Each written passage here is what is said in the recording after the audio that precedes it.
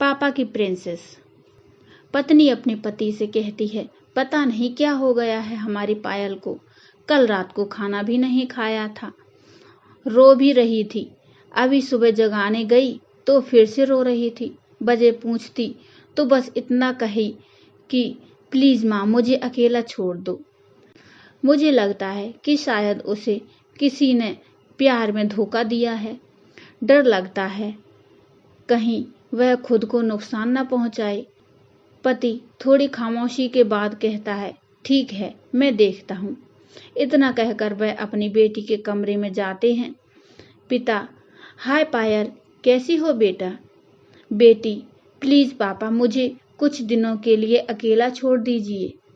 पिता, ठीक है बेटा, मगर एक शर्त है। बेटी, बोलिए। पिता, बस तुम्हें एक बकवास कहानी सुनाना चाहता हूँ, तुम सुन लो, फिर हम तुम्हें डिस्टर्ब नहीं करेंगे, ओके?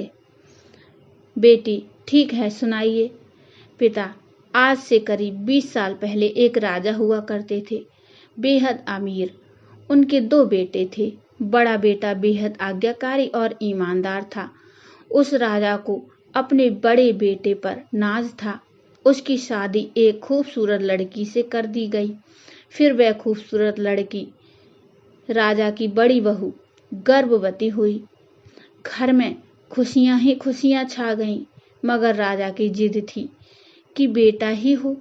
फिर राजा ने अपने बहू के गर्भ का चेकअप करवाया तो पता चला कि गर्भ में लड़की है। राजा ने बेटे को हुक्म दिया कि लड़की को गिरा दिया जाए। आखिर बड़ा बेटा आज्ञाकारी था, ना तो करेगा नहीं। मगर पता नहीं उस पागल बेवकूफ को क्या सूझा कि 2 दिन बाद अपना राजपाट, धन दौलत, शान शौकत सब कुछ छोड़ के अपनी गर्भवती पत्नी को लेकर महल से गायब हो गया।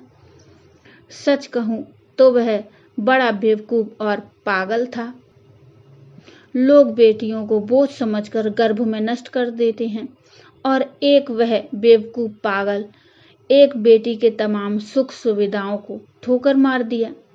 वह बाप की बात मानता तो आज उसकी जगह राजा होता।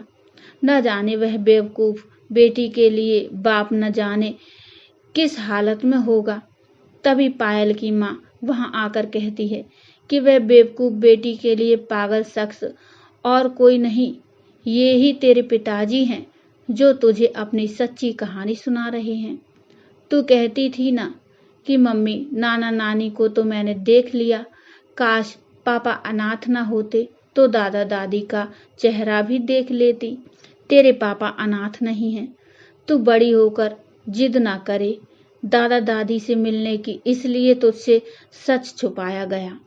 फिर तेरे पापा ने तेरे पैदा होने के बाद एक कसम ली कि तेरे अलावा दूसरा संतान फिर कभी नहीं बनाएंगे। अखबार में इश्तिहार देकर तेरे दादा दादी ने बेटी को लेकर ही वापस आने को कहा। मैंने भी जोर दिया वापस जाने को, मगर तुझे गोदी में उठाकर तेरे पापा ने बस इतना ही कहा, जिस घर में मेरी प्रिंसेस की हत्या का फरमान निकाला गया हो, वहां एक राजा कैसे सांसें ले सकता है। अब नजारा अलग था। पायल की आंखों में पापा के लिए सम्मान, उनकी मोहब्बत के लिए ढेरों सारा प्यार और उनकी कुर्बानी के लिए इबादत करने को जी कर रहा था। आंसू थमने का नाम नहीं ले रहे थे, मगर सब कुछ अब सिर्फ पापा के लिए था। पापा ने बस आखिरी शब्द इतना ही कहा अपनी बेटी को, मैं नहीं जानता कि दुनिया तेरे बारे में क्या सोचती है, मगर तू मेरे लिए बेहद अनमोल है। भले ही मैं आज कहीं का राजा नहीं रहा, मगर तू कल भी और आज भी और सदा ही मेरी प्रिंसेस ही रहेगी। बेटी ने दौड़कर अपने पापा को गले लगाकर रोते हुए कहा, आप असली राजा हो और मैं आपकी प्रिंसेस।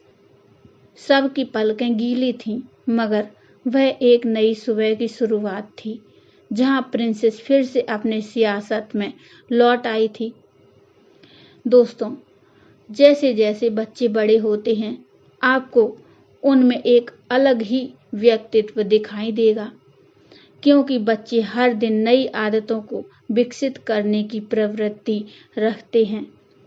जैसे जैसे दिन आगे बढ़ता जाता है, आपका बच्चा संभवतः एक पुरानी आदत को पीछे छोड़ देगा और किसी नई आदत को अपनाएगा। बस ज़रूरत है उन्हें संभालने की। दोस्तों, ये छोटी सी कहानी आपको कैसी लगी मुझे कमेंट में बताइए। कहानी के बारे में अपने विचार भी मुझे कमेंट में बताइए। कहानी अच्छी लगी हो तो लाइक करिए, चैनल को सब्सक्राइब कर लीजिए। Thank you.